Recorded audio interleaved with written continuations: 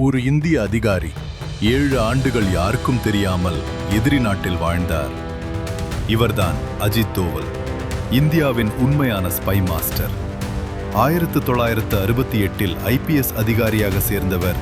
பின்னர் இன்டெலிஜென்ஸ் பியூரோவில் சேர்ந்ததும் அவருடைய வாழ்க்கை முழுக்க ரகசிய ஆபரேஷன்களாக மாறியது.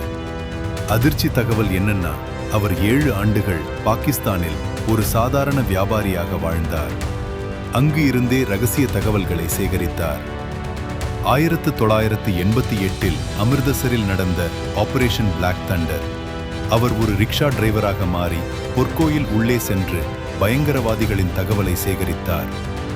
அதற்கு பிறகு மியான்மர் எல்லை ஆபரேஷன், URI சர்ஜிக்கல் ஸ்ட்ரைக், தோக்லாம் பிரச்சனை, எல்லாவற்றிலும் அவருடைய திட்டமிடல் இருந்தது.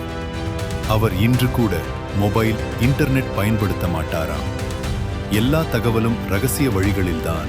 அதனால்தான் அவரை இந்தியாவின் ஜேம்ஸ் பாண்ட்னு சொல்றாங்க.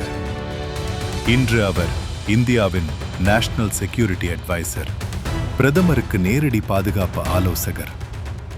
ஒரு மனிதன் 3 வாழ்க்கை: போலீஸ், உளவாளி, அரசியல். அப்படியானால் நாம் பார்த்து கொண்டிருப்பது ஒரு அதிகாரியா அல்லது இன்னும் ரகசியமாக வேலை செய்கிற உளவாளியா? மேலும் தகவல்கள் தெரிஞ்சிக்க சேனலை சப்ஸ்கிரைப் பண்ணுங்க.